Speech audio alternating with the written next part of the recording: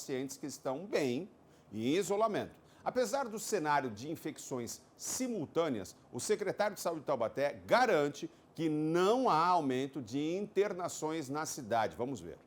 Taubaté, assim como a nossa região toda, registrou desde o final do ano um aumento grande do número de casos de síndromes respiratórias, influenza, Covid, e isso tudo está sendo acompanhado por toda a equipe de saúde nas nossas unidades de pronto atendimento e nas UBSs. Registramos também, e já foi notificado, 3 casos de flurona, que é a infecção pelo Covid e pela influenza, é o que nós temos até o momento.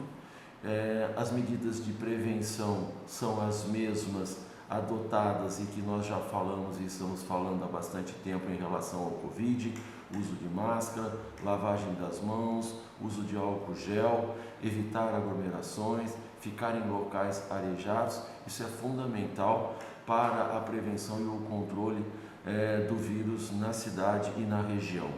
Além disso, a vigilância faz o monitoramento e acompanhamento dos casos, e até o momento nós não temos um aumento do número de internações. Os casos são todos casos ambulatoriais. E assim a gente deseja que permaneçam, casos laboratoriais, ambulatoriais, perdão, que eles fiquem lá, as pessoas passem por lá rapidamente e possam se recuperar em suas casas, é o que a gente deseja. Olha, a Prefeitura de São José dos Campos informou que ainda não foi notificado de casos dessa dupla infecção aqui na cidade. Uma outra coisa que eu gostaria só de reforçar é o seguinte: não há vacina específica para H2N3, ou H3N2, como é que é a influenza? H2N3, H3N2, a gente se confunde aqui, desculpa. Mas H3N2, que é o novo vírus, nova mutação aí do vírus da influenza, Não há uma vacinação específica para ela. Ela não apresenta uma grande letalidade. As pessoas chamadas daquelas do grupo de risco, como pessoas mais velhas, com comorbidades e tal, elas correm realmente um risco maior. Mas o que é importante se dizer é que a gente já tem vacinação contra a Covid. Então, se a pessoa está infectada duplamente, mas ela já está vacinada para a Covid, e com o ciclo vacinal completo, ou eventualmente até já com uma vacinação de reforço realizada, é muito melhor, Porque, pelo menos não vai ter um agravamento por conta do Covid. Se tiver, vai ter aqueles sintomas, tomara a Deus que não sejam graves, mas se tiver qualquer complicação, vai ser por conta da influenza, mas é uma gripe. E essa, Vinícius, você está diminuindo. Não, não estou diminuindo. Eu só quero dizer que, no caso de uma dupla infecção, se há vacinação contra uma dessas infecções, que ela seja feita, porque assim você diminui os riscos também de um agravamento, é o que a gente deseja. E são números que a gente está vendo no mundo inteiro, pessoal. São números mundiais, E, inclusive, mais importante, porque eles estão na nossa frente no quesito de infecção, de elevação no número de casos e elevação do número de mortes, não se observou. Estou falando da Covid e da Ômicron, que é super transmissível, mas já se mostrou, segundo estudos e dados científicos, que é até 70 vezes menos letal. Quem está internado? Mais de 80% dos casos, pode pegar qualquer médico falando isso, infectologista que já teve aqui também, mas qualquer médico que fala sobre isso nas redes sociais. E médicos de diferentes especialidades, dizendo que quem está internado são, em 80% dos casos, a cada 100, 80 são aqueles que não se vacinaram. Esses estão internados. Estão internados, UTI inclusive. E os 20%? Bom, aí tem as pessoas que têm comorbidades, infelizmente, câncer, AIDS, outras doenças de base, pessoas muito mais idosas, enfraquecidas. E aí, vamos vacinar? Vamos vacinar? Eu repito isso aqui diariamente porque, enfim, vocês já sabem o que eu penso, só porque é muito importante, inclusive porque eu acho que a vacinação não se trata, nesse caso que a gente vive de uma pandemia, não se trata só de uma questão individual. Não é assim, não é. A pandemia está mostrando isso. Bom, vamos falar agora de um caso de violência, uma coisa horrorosa, mas a gente tem que noticiar exatamente porque a gente precisa falar das condições gerais em que nós vivemos. De novo, não é uma questão isolada ou individual, é uma questão que nos atinge como sociedade. Caso bárbaro que aconteceu em Caçapava, um idoso de 73 anos foi torturado e assassinado dentro de sua casa na zona rural da cidade. Os bandidos levaram R$800 da vítima. O repórter Fernando Mâncio acompanhou o caso de perto e tem mais informações aqui ao vivo. Fernando, boa tarde, seja bem-vindo, querido. E me diga lá quais são as informações que você traz sobre esse caso bárbaro aí.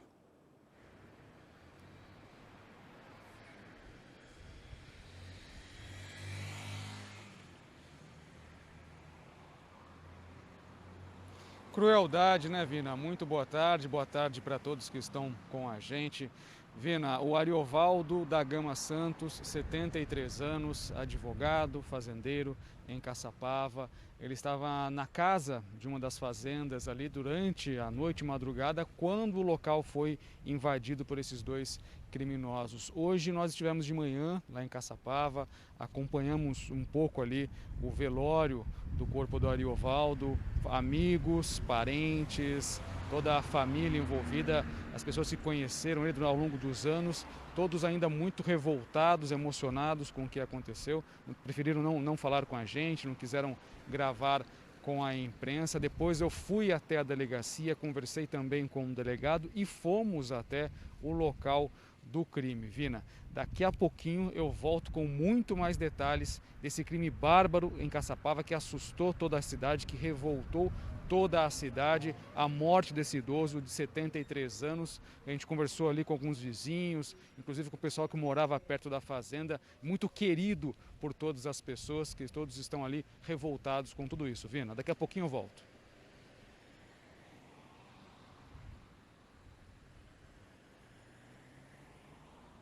Fica mais aí não, sabe por quê? Porque atrás de você dá a impressão, o cara que vai virar, e dá a impressão que ele vai atropelar você, ó.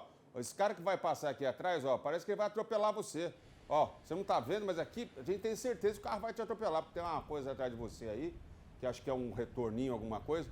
Na próxima vez, filho, não volta aí não, querido, é sério, eu tomei um susto, achei, ó como é que tá, a gente tem certeza, quando eles vão fazer a curva atrás, olha pra trás, olha pra trás, olha pra trás, pode olhar, filho. Olha lá, o cara parece que vai atropelar você, tá bom? Troca o lugar aí, pelo amor de Deus, que eu fiquei assustado. Quase não prestei atenção no que você estava falando, meu irmão. Obrigado.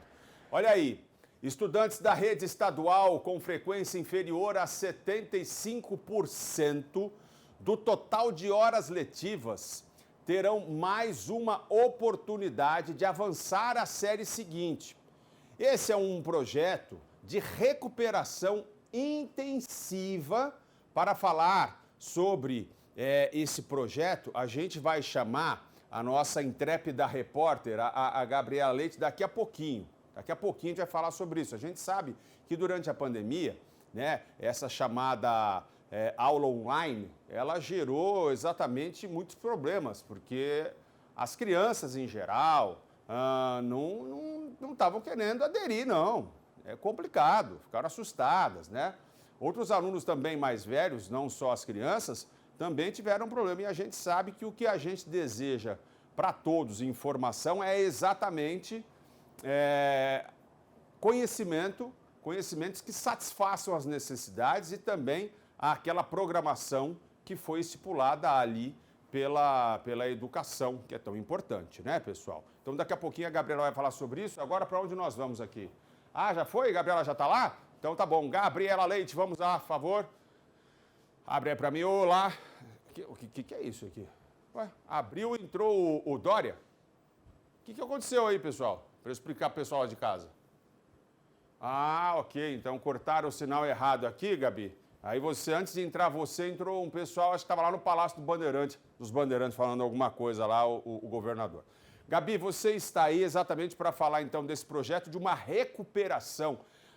Exatamente a quem se aplica esse projeto, no que se constitui essa ideia aí de formação, de cuidado, de uma recuperação desses alunos. Nos explique, por favor, seja bem-vinda. Oi, Vinícius, explico sim. Boa tarde para você, boa tarde para quem está acompanhando a gente de casa. Essa recuperação intensiva está acontecendo na rede estadual de ensino. E é o seguinte, nesse ano especificamente está acontecendo por causa da pandemia. E ela é focada nos alunos que tiveram frequência inferior de 75% nas escolas no ano passado. Mas a Beatriz vai explicar para a gente tudinho. Bia, primeiro, boa tarde para você. Explica para a gente o porquê, então, que nesse ano o Estado tomou essa decisão, né, de fazer essa recuperação intensiva. Boa tarde.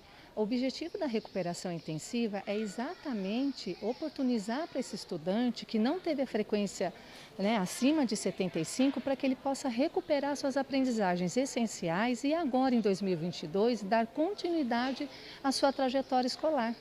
E ele é para todos os alunos, né, independente da série. Olha, nós priorizamos os alunos que estão em final de ciclo e que há possibilidade de reprovação se ele não frequentar, né, as aulas. Então, são os alunos de 5º ano, 9º ano e 3ª série do ensino médio. Esses que são priorizados. Perfeito. E durante esses dias, as aulas começaram dia 4, né? Os alunos vão ter todas as matérias que ele teria num dia normal, numa aula normal? Exatamente, são 25 aulas semanais de todas as áreas do conhecimento, de forma presencial, para exatamente verificar quais são as competências e habilidades que esses alunos precisam recuperar agora nesses dias para que consigam, em 2022, estudando da melhor maneira possível. E as aulas, então, seguem até quando? As aulas de recuperação intensiva irão até o dia 21 de janeiro. Depois desse dia 21, vai ser feito um conselho de classe para definir se está tudo certo, se o aluno realmente aprendeu, para ele poder passar de ano.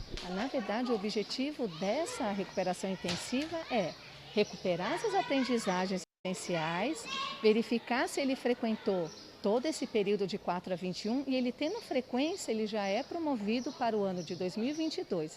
Se porventura as aprendizagens essenciais ainda não foram sanadas, né, aprendidas de maneira satisfatória, durante o ano de 2022 ele terá o reforço durante o ano inteiro para continuar esse trabalho de recuperação das aprendizagens. Perfeito, Bia, obrigada pelas suas informações, viu? Então, gente, mais uma oportunidade aí, né, para os alunos que não conseguiram frequentar as escolas aí no ano passado, por causa da pandemia. Tá rolando esse reforço aí, todo intensivo na rede estadual daqui da cidade e também de todo o estado. Vinícius, é com você. Gabriela, obrigado a dona Maria Beatriz Salles, muito obrigado pela participação aqui. É isso aí, educação é a grande saída. Pessoal, vamos agora aqui com umas notas umas notas com imagem, são importantes. Motorista foi preso com quase 50 quilos de maconha na Dutra, vendendo droga para o filho dos outros. Isso foi na altura de Santa Isabel. De acordo com a Polícia Rodoviária Federal, o homem desobedeceu a ordem de parada e fugiu em alta velocidade. Houve perseguição pela rodovia até que os policiais conseguiram interceptar o carro. Dentro do veículo foram encontrados diversos tablets de maconha. O motorista não informou a origem da droga e nem para onde levaria. Olha que beleza, né? Ele foi levado para a delegacia ali de Santa Isabel e a gente espera que ele fique bastante tempo por lá, né? Para não ficar na rua vendendo droga para o filho dos outros. 32 turistas foram resgatados pelo Corpo de Bombeiro depois de ficarem quase 10 horas ilhados na região do Pico dos Marins, em Piquete. Olha lá, o grupo de montanhistas, né, tentava chegar ao cume quando uma forte chuva com rajadas de ventos danificou e arrastou as barracas e equipamentos. Eles ficaram expostos às condições absolutamente adversas do tempo. Alguns deles apresentaram sinais de hipotermia, quando está muito frio, né? O corpo começa a não reagir mais ao frio. Os militares de Guaratinguetá e Lorena foram deslocados e tiveram muita dificuldade para chegar até as vítimas por causa justamente do clima chuvoso e também da neblina. No começo da tarde de ontem, eles conseguiram chegar ao posto base. Segundo os bombeiros, todos foram resgatados sem ferimentos, mas passaram um susto daqueles. Tem um caso, que é dos casos mais importantes da história, que é um caso praticamente sem sem solução, que aconteceu exatamente lá em Piquete, no Pico dos Marins, né? Recentemente tentaram falar que tinham encontrado lá o corpo do escoteiro que sumiu e tal, mas a gente vê aí que não é justamente um lugar para se brincar, não, né? É perigoso mesmo, e você vê que eram montanhistas, quer dizer, tinham conhecimento. O Pico dos Marins é alto, aqui da região é o mais alto, né? E que sufoco que eles passaram, você vê? Não dá, às vezes a gente que é leigo, a gente que não conhece, inexperiente, se mete a fazer uma caminhada, uma trilha, pode dar ruim, né? Porque se dá ruim com esses caras que são conhecedores, montanhistas, um grupo de 32, todo mundo tem ideia, todo mundo sabe o que fazer, olha aí que coisa que deu, hein? Momentos de sufoco para 2 funcionários, essas imagens, que trabalhavam na montagem de uma torre de caixa d'água em um condomínio em Cruzeiro. O guindaste que eles operavam travou e eles ficaram presos por cerca de 1 hora em cima da estrutura. Eu morreria de medo. A altura era de 25 metros. O Corpo de Bombeiros foi acionado e usou uma escada para resgatar os trabalhadores em segurança. Eu morro de medo de altura. Morro de medo de altura. Morro de medo de altura. Eu ia ficar desesperado, mas eu nem subia, né? Eu nem ia subir num troço desse. Meu Deus do céu. Eu morro de medo de alturas. Jesus amado. O que você aí em casa que está nos vendo, o que você tem medo? Conta para mim. É verdade, pode contar. O que você tem medo? Fala para mim aí que eu fico curioso sobre os medos das pessoas. E eu não vou dizer nada. Vou falar só para você, não vou contar para mais ninguém. Só para você que está me vendo aí. O Gui Galazzo, sabe? Do Vale de Maio, então, morre de medo de inseto. Voou e começa a ficar louco, você acredita? Agora eu falei, a Gabriela vai ficar brava comigo, mas eu falo mesmo. O Gui morre de medo de inseto. Eu tenho medo de altura, morro de medo de altura. Meu Deus do céu. O João, que está aqui, nosso editor, diz que morre de medo de aranha. Chama aracnofobia. Eu não queria dizer, mas eu também tenho. Nossa Senhora da Capela. Contou 8 patas, eu estou correndo. Além do que, a aranha tem 8 patas e 8 olhos. Então ela tem 6 patas a mais do que eu e 7 olhos a mais do que eu. Eu morro de medo. Mas agora, pessoal, a gente para com a brincadeira, né? Com o comentário jocoso, sim, de brincar, de fazer com leveza, porque o assunto é muito sério. O assunto é muito sério e eu desde já quero dar os parabéns a essa equipe maravilhosa da TV Tati, a equipe de produtores, a equipe de redatores, editores, repórteres envolvidos, que essa matéria ficou muito boa e ela trata de algo, como eu já disse, muito, muito sério. E o que a gente vai mostrar é revoltante. Um professor de teatro da Prefeitura Municipal de Jacareí está sendo acusado por mais de 10 mulheres de abusos sexuais. Os casos teriam acontecido em 2010 e 2011. E tem um que teria acontecido em 1995, isso mesmo, há 27 anos. Os relatos que nós vamos mostrar são fortes. E são das vítimas desse professor. Na época dos abusos, elas eram crianças e adolescentes, acredite. Todas tinham um sonho de se tornarem atrizes, mas tiveram bruscamente interrompido esse sonho por conta do professor. A reportagem especial é de Fernando Mâncio, com imagens dos repórteres cinematográficos Carlinhos Brasil e Paulo Rios. Produção de Valesca Migoto e edição e finalização de João Pedro Crumo. Acompanhe. São quase 10 boletins de ocorrência e em cada um deles os relatos se repetem. Ele nos orientava a ficar sem sutiã, permanecendo só de calcinha, e deixava o nosso corpo semi-coberto com lençol, assemelhando um traje greco-romano. O professor me pediu que eu acompanhasse até um dos banheiros e nesse local me pediu para tirar a roupa.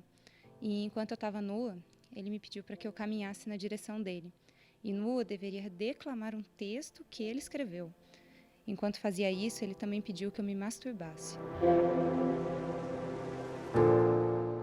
Histórias contadas por mulheres que na adolescência eram alunas de teatro e que durante as aulas, e mais de uma vez, foram orientadas pelo professor a ficarem sem roupa. Falou para eu tirar toda a minha roupa, que se eu não conseguisse tirar toda a roupa, problema meu, que eu ficasse de calcinha e sutiã. Daí deu um tempo, ele voltou, ele abriu a porta, Falou que aí a gente ia contracenar como se eu fosse uma garota de programa.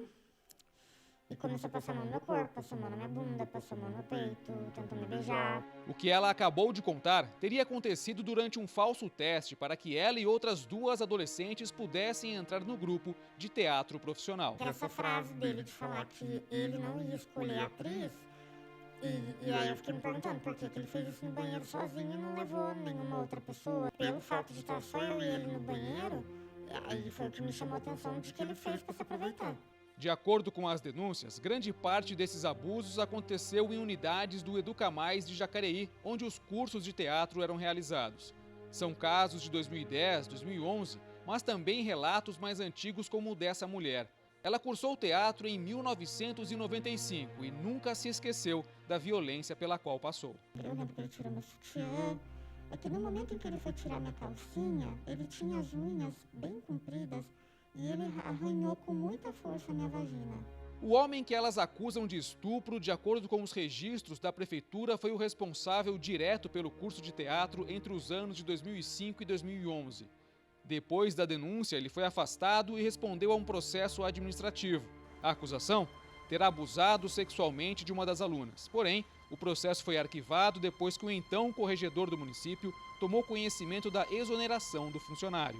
Mas essa exoneração não colocou um ponto final nessa história, pelo menos não para as vítimas. Anos depois, algumas delas tiveram coragem e fizeram uma publicação em uma rede social dizendo pelo que tinham passado. Essa postagem rapidamente viralizou e outras ex-alunas também contaram a violência que sofreram. O réu esteve à frente de companhias de teatro e até mesmo em órgãos públicos, prestando curso de teatro por mais de 20 anos, eu acredito que muitas outras vítimas aparecerão. Dessas denúncias, 2 já foram encaminhadas para o Ministério Público de Jacareí. Uma delas foi arquivada pelo promotor por conta do tempo que passou entre a data do crime e o registro da ocorrência. Mas o outro caso foi aceito pelo MP, que encaminhou o processo para a Justiça. Com isso, o ex-professor virou réu por posse sexual mediante fraude. Nós procuramos o ex-professor de teatro acusado pelas mulheres, mas só conseguimos conversar com o advogado dele. Em nota, o defensor disse que as acusações feitas contra o cliente dele são infundadas e que a inocência dele ficará provada ao final do processo. A nota ainda alega que nenhum dos casos divulgados aconteceu recentemente e que os supostos abusos teriam ocorrido há mais de 10 anos.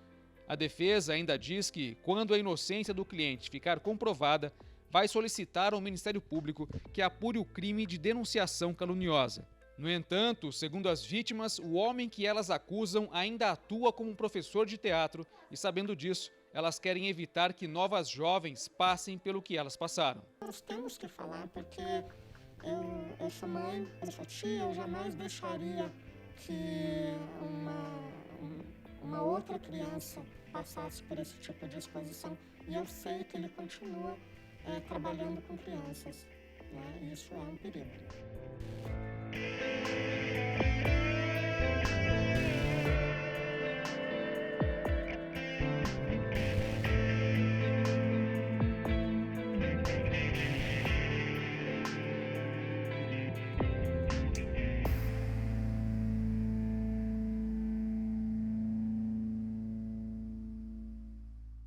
O palco de um teatro, ele é sagrado.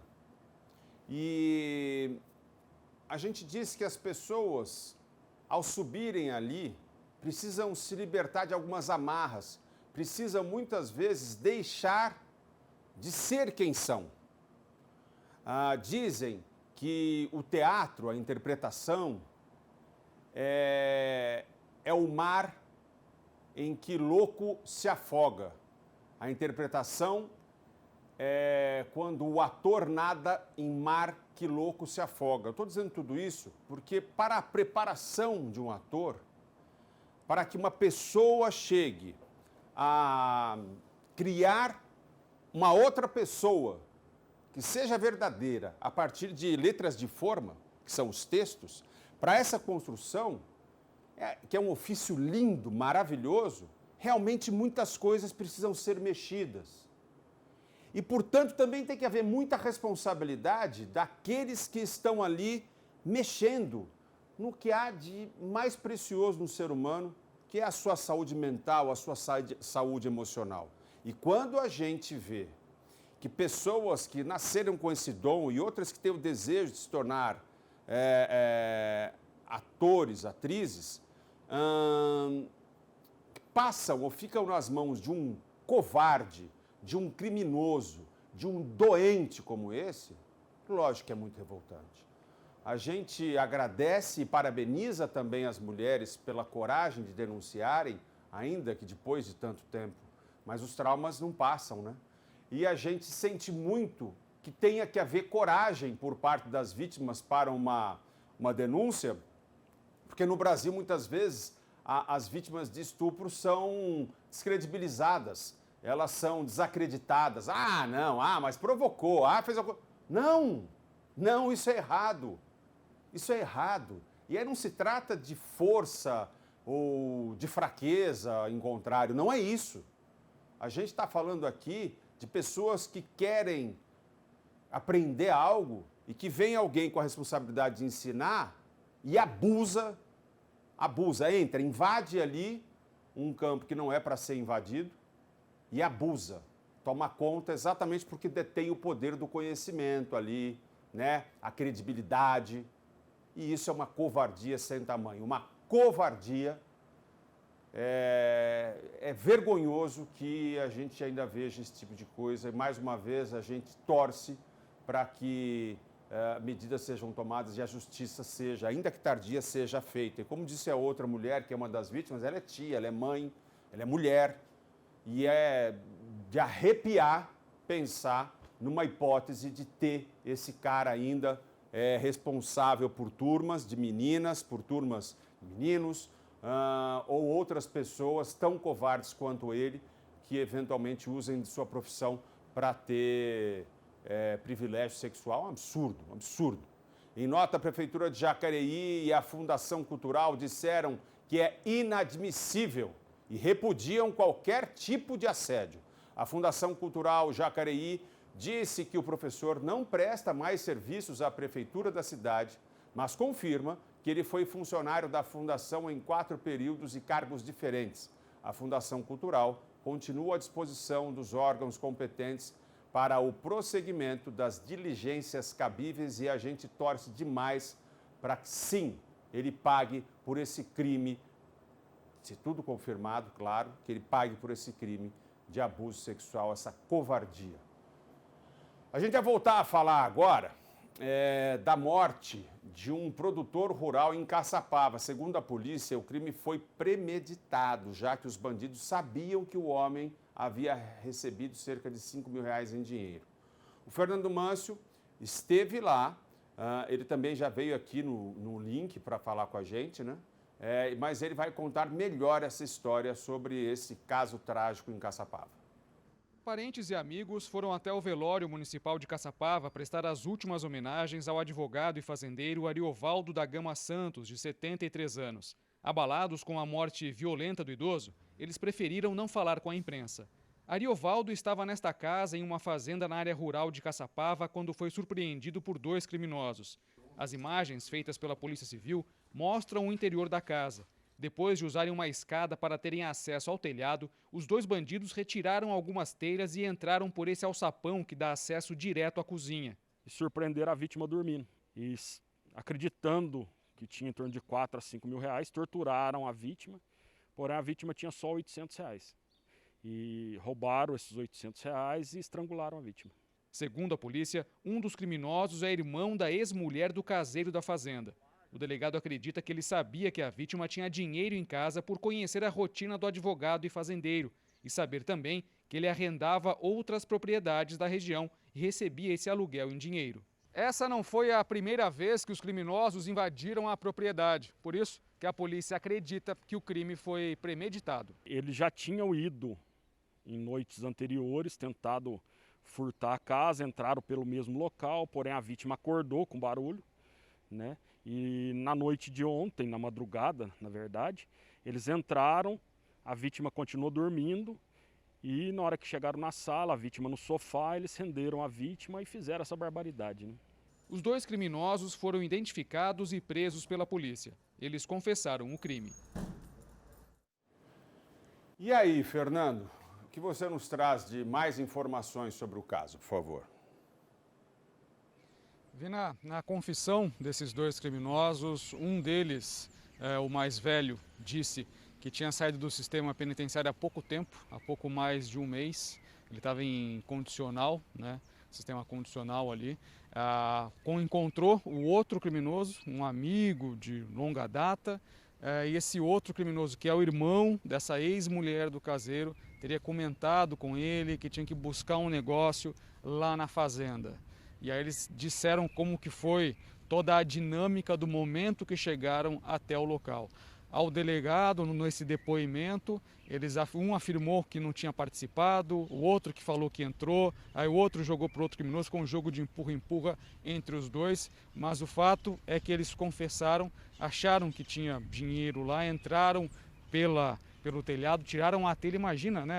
Todo o pensamento, o jeito que eles... Por isso que a polícia acredita que foi premeditado, por terem já tentado ir alguns dias antes e por levar uma escada, entraram pelo telhado, sabia onde que dava aquele alçapão, aquela clarabóia, onde que ela terminava na residência, conhecia o local, sabia da rotina desse advogado e fazendeiro. Agora os 2, depois de confessos, né, já foram encaminhados, prisão preventiva decretada, encaminhados para o sistema prisional, onde vão, por enquanto, permanecer presos, respondendo por todo esse processo. O inquérito policial ainda continua, depois é encaminhada, a denúncia é encaminhada até ao Ministério Público, que apresenta para a Justiça, e aí eles aguardam todo esse trâmite, ainda presos até o dia do julgamento. Vina. Me diz uma coisa, querido, eles torturaram a vítima antes de matarem esse advogado, que é uma coisa brutal, porque eles acreditavam que teria que ter mais dinheiro lá, isso?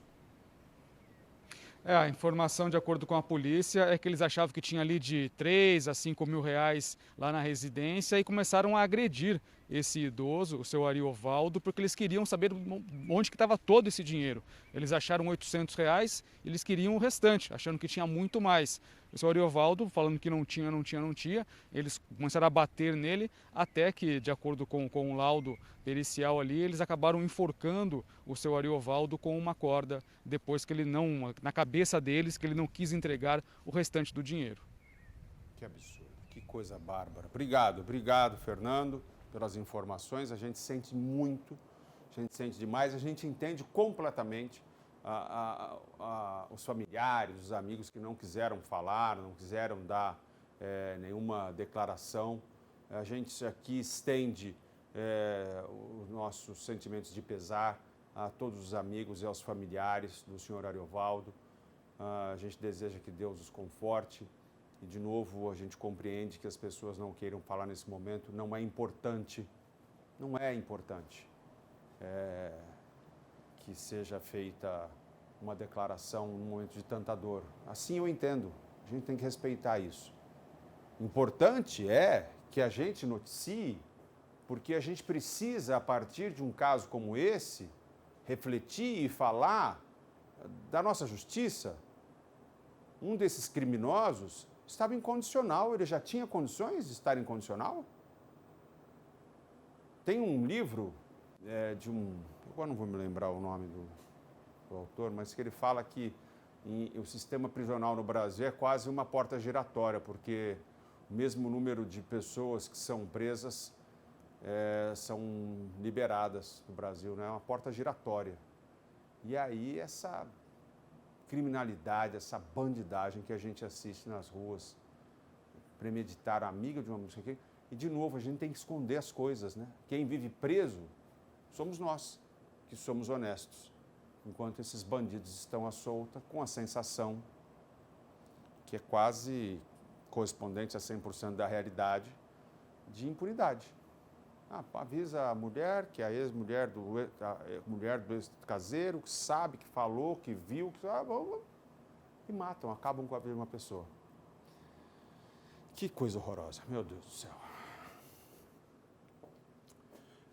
Pessoal, O governador João Dória inaugurou hoje a nova sede do Centro de Operações da Polícia Militar de São José dos Campos. O Rafael Olímpio acompanhou essa cerimônia e tem mais informações para a gente. Vamos lá? O governador João Dória chegou por volta das 10 horas da manhã de hoje, aqui em São José dos Campos, de helicóptero, na sede do Copom da Polícia Militar em São José dos Campos.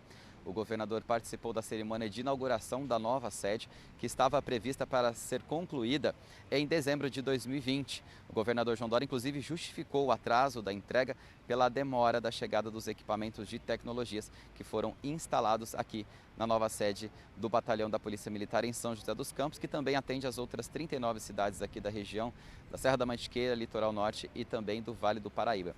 Na cerimônia estiveram presentes os prefeitos aqui de algumas cidades da região. O João Dória confirmou a contratação de efetivo para a Polícia Militar durante o ano de 2022, além do reajuste salarial que deve ser anunciado em fevereiro para toda a categoria. Ainda em coletiva de imprensa, o João Dória confirmou o que ele disse ontem no Palácio dos Bandeirantes com relação à vacinação de crianças de 5 a 11 anos em todo o estado, mantendo o calendário de completar aí esse sistema de imunização das crianças em 3 semanas. O governador João Dória também confirmou o início das aulas no dia 3 de fevereiro, inclusive para aquelas escolas que vão passar a operar no sistema integral, que foi anunciado em julho do ano passado. Até o final do ano serão mais de 3 milhões de alunos inscritos no sistema integral aqui no estado de São Paulo, segundo o governador João Dória, o maior em todo o país. Rafael Olímpio, de São José dos Campos, para o Hora do Vale. Obrigado, Rafael, pelas informações. Pessoal, a gente tem falado aqui já há bastantes dias, né, sobre as chuvas fortes. E também a gente falou da estiagem lá no sul. Pois ontem choveu forte lá no sul do Brasil, mas não foi suficiente para amenizar quase 2 anos de estiagem, de falta de chuvas. São 132 municípios gaúchos em situação de emergência. Fazia tempo que a chuva não dava o ar da graça em Bom Princípio, a 80 quilômetros de Porto Alegre. Mas serviu apenas para abaixar a poeira. O município acumula 12 milhões de reais em prejuízos com a estiagem. A gente vem de 3 estiagens consecutivas e esse ano a gente teve um inverno sem chuva. Então, nossa reserva de água no solo está quase nula, né? Na propriedade de Fábio, água só da rede pública. Tem que pegar a água da prefeitura, os milhos 70% perdido, a alfafa também, em torno de 70% que está perdida. Só com uma chuva boa que vai de novo retornar ao normal. E a chuvinha de hoje, 10 milímetros, não fez nem cosquinha. Segundo a Emater, a empresa de assistência técnica e extensão rural, quase 140 mil propriedades gaúchas foram atingidas pela estiagem e mais de 5 mil famílias estão sem acesso à água. Nem mesmo chuvas esporádicas, como nesta quarta-feira, são suficientes para resolver o problema. 11 bacias hidrográficas estão em estado de alerta no estado. Em Santa Maria, na região central, 105 famílias precisam ser abastecidas com caminhão-pipa. Dura uma semana a gente popando, né? Só para banho, para louça, essas coisas, né? Tá, sim, faltando muita chuva, né? Nós estamos passando por umas horas bem difíceis aí. O governo gaúcho se reuniu nesta quarta-feira para definir medidas de socorro aos produtores rurais e comunidades sem água.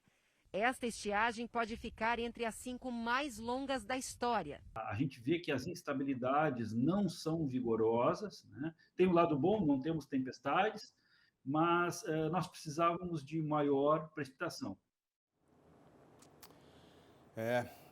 Em algumas regiões do nosso país a gente noticia tragédias por conta do excesso de chuvas e em outra região a gente fala da estiagem de mais de 2 anos, a falta de chuva, que traz tantos prejuízos e tantas dificuldades às famílias, né? A água ali só para banho, para consumo, com muita economia e ainda faltando. Bom, agora então é hora de nós sabermos como vai ficar o tempo na nossa região, com a previsão do tempo. Vamos lá.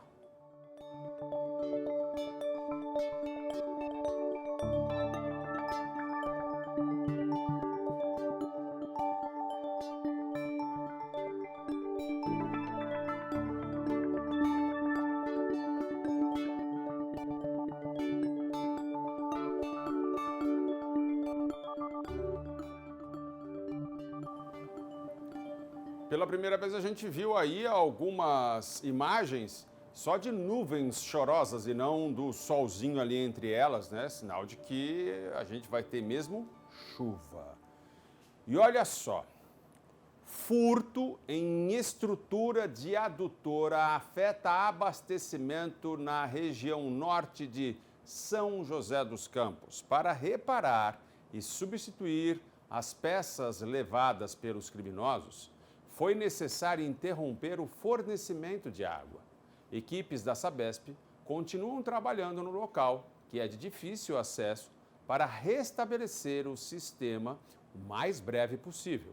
A companhia informou que está disponibilizando caminhão-tanque para atender a população. A Sabesp pede desculpas pelos transtornos e está à disposição pelos telefones 195 e 0800 055 0195. Vou repetir. Os telefones para contato com a Sabesp são 195 ou o 0800 055 0195. Também você pode tentar contato e falar com a Sabesp pelo portal www.sabesp.com.br. A gente sempre fala aqui de como esse tipo de crime pode causar danos e problemas a tantas pessoas. E se você tiver informações, denuncie. Lembre-se que nós estamos de um lado, nós honestos e pessoas de bem, cidadãos, trabalhadores, nós estamos de um lado, e os bandidos estão de outro. Em termos gerais, somos nós contra eles. Vamos denunciar, né? Vamos denunciar. Pessoal, agora é hora do nosso break. É hora do break. E aí eu recebi aqui uma mensagem. Deixa eu ver aqui. É hoje ou é esse aqui? Oi, Rafael. Será que é essa aqui? Oi, Rafael. Bom dia. Rafael, sou o É isso? Telespectador de canal de Mora São José dos Campos. Eu não entendi. Boa tarde, Vinícius. Aqui é Rafael de Taubaté. Não perca o seu programa. Vocês estão de parabéns. Que Deus abençoe e Nossa Senhora cubra com o seu manto sagrado. Manda beijos para minha mãe, Dona Dalva, e a minha irmã, Joilde. Muito obrigado. Um beijo a Raquel, né? Então, boa tarde, Vinícius. Aqui é Raquel. Raquel de Taubaté. Raquel, a mamãe dela. Obrigado. E a irmã dela também é Joilda, do Araretama. Vinícius, estamos na sua audiência aqui no Jardim Esperança, em Guaratinguetá. Abraço, Diego. Obrigado, Diego. Parabéns pelo programa, você é demais. Muito obrigado, meu irmão, muito obrigado. Elvis, Renata, Vitória, Solange, João Luiz e Vitor, do bairro Parque São Luís, da cidade de Taubaté. Estamos assistindo ao programa. Um abraço a todos aí, muito obrigado. Um beijo para todos aí também. Dona Elza, do bairro Parque Três Marias, da cidade de Taubaté. Acha você um gato. Obrigado, Dona Elza. Não vá ao oftalmologista, hein? Muito obrigado. Boa tarde, manda um abraço aqui para o Joãozinho, Pró Dominguinho e Dona Maria, e para o Wendel, aqui do bairro Araretama de Pinda. Um beijo para todos vocês aí. Boa tarde, aqui é o André de Guaratinguetá. Hoje é meu aniversário. Alô, André, parabéns, querido. Hoje é o dia do Santo Rei. E um abraço para o André, que é hoje é aniversário dele. Obrigado, Deus abençoe, Deus nos abençoe. Eu tenho rapidinho aqui mensagens que chegaram também no meu Instagram. Boa tarde, Vinícius. Hoje é aniversário do meu netinho, Murilo, e filho do Papito. Beijos, avó Cristina, Vitor, Denis, bairro do Tesouro. Alô, Dona Maria Cristina. Um beijo pro seu Murilo, pro seu netinho Murilo. Um beijinho e felicidades para ele. Aqui a Lúcia Moraes, que me mandou uma mensagem sobre saúde. A gente está levantando os casos aqui e ela está dizendo que tem muito medo de altura e de mar, que não viaja de avião nem de navio. Está dizendo que está chovendo pra caramba lá em Taubaté. A gente deseja que as coisas fiquem bem por lá. Oi, Vinícius, aqui é a Vitória de Pindamonhangaba. Manda um beijo para a minha avó, Dalva, a minha mãe, Raquel, e a minha tia Joilda. Eu já mandei, ela mandou aqui no meu Instagram, mandou lá também no nosso WhatsApp. Parabéns pelo programa, um beijo grande, obrigado, Vitória, um beijo para você também. Vinícius Valverde, eu sou o Vitor, estudando e assistindo você de Cachoeira Paulista. Alô, Cachoeira Paulista, um beijo para vocês.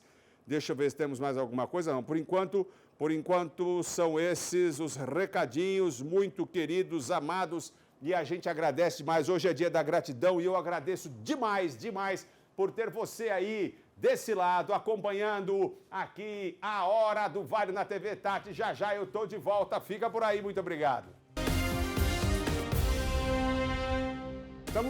Estamos de volta aqui na Hora do Vale. Eu fui ler uma mensagem e achei que a mensagem não era para mim, achei que tinha sido um engano, e de fato a mensagem não era para mim, mas era para eu ler.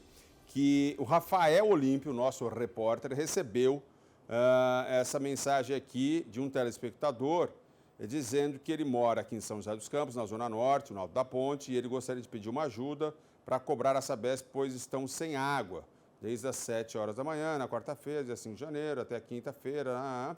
Então, e aí, ele estava dizendo também que ele não conseguiu o atendimento pelo 0800, onde estava dizendo que as linhas estavam ocupadas. A gente acabou de dar essa matéria aqui, que houve lá um furto de estruturas dessa adutora, por isso teve que haver a interrupção do fornecimento de água por parte da Sabesp para a recolocação de peças novas, né?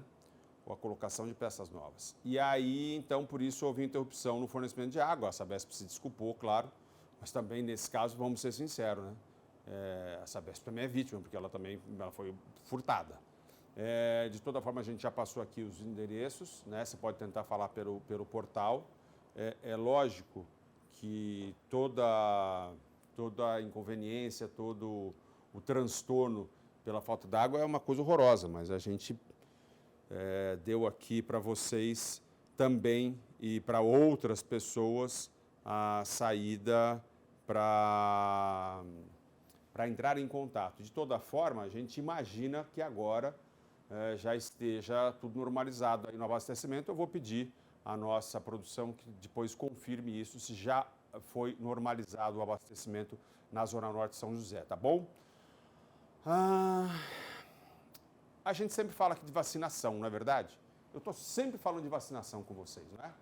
Sempre falando de vacinação, da importância da vacinação, que os números são muito eloquentes, os números são muito importantes na hora de mostrar que realmente a vacinação tem feito diferença. Mas o que a gente temia está acontecendo. A alta nos casos de Covid e gripe. E aí em São José, a espera por atendimento nos postos de saúde já passa de 5 horas, muito em conta das reuniões de final de ano. O resultado disso a gente vê até nas farmácias. Os testes rápidos de Covid estão em falta e não há previsão de chegada para mais testes. Além disso, os antigripais que não precisam de receita médica estão acabando também nas prateleiras. Vamos ver? Esta é a 4ª vez que a dona Sirlene tenta atendimento na UPA do Campo dos Alemães. Aí ontem vim de manhã, falou que a espera era 7 horas. Aí voltei para casa. Depois voltei à tarde também, 8 horas. Aí não tinha condições de ficar porque eu sou diabética, né? Se eu não tomar medicação eu passo mal. Aí fui para casa. Voltei novamente de madrugada, 3 horas da manhã, falou que a espera era de 10 horas. Aí não fiquei, fui para casa. Aí retornei agora de manhã. Acabei de passar na triagem, me falaram que a espera é de 7 horas. E aí, como eu tenho diabetes, eu falei, então eu vou para casa comer alguma coisa, né, que senão eu posso passar mal, e depois eu volto. Ela falou que não, que se me chamar eu vou perder minha vez. Eu falei, mas como assim, se a demora tá de 7 horas, né? Então não tem por que a gente ficar aqui 7 horas esperando, né? Já o Jair demorou 12 horas para ser atendido. Ele chegou aqui às 7 horas da noite e está saindo agora às 9 horas da manhã. Estou cansado, né? Cansado porque eu estava trabalhando e vim fazer o teste, mas muito tempo, demora muito. O Jair buscou atendimento após a esposa e os 2 filhos testarem positivo para a Covid-19. O teste dele deu negativo, mas agora a preocupação é por ter ficado tanto tempo esperando atendimento ao lado de pacientes que possam estar infectados. Muita gente junta, eles não separam as pessoas e a gente fica todo mundo tumultuado, fica até meio sem jeito assim, porque não pode tirar mais para tomar uma água, não pode, é todo mundo junto. deveria ter mais uma organização, e não tem. De acordo com a Secretaria de Saúde de São José, a cidade está fazendo cerca de 3.000 atendimentos por dia de pessoas com sintomas de síndrome respiratória. Nos últimos 20 dias, intensificado nos últimos 10, principalmente após as festas, houve sim uma procura muito grande, está ainda havendo, de todos os nossos pronto atendimentos, do Hospital de Clínica Sul e também no HM. Foi um percentual bastante significativo, duplicou em alguns lugares, triplicou a procura por sintomático respiratório. A média do tempo de espera para atendimento na rede pública de saúde está sendo de 6 horas. Para tentar diminuir esta fila, a Prefeitura da cidade vai realizar algumas mudanças. Vai ser um ponto a mais, provavelmente na parte ali de estacionamento, nós vamos montar um ponto a mais para poder diluir essa concentração de pessoas ao lado do Hospital de Clínica Sul, que é, sem sombra de dúvida, né, o lugar que mais está sendo procurado. São José tem 97.517 casos confirmados de Covid-19. Neste momento, a Prefeitura realiza apenas o teste que detecta a Covid.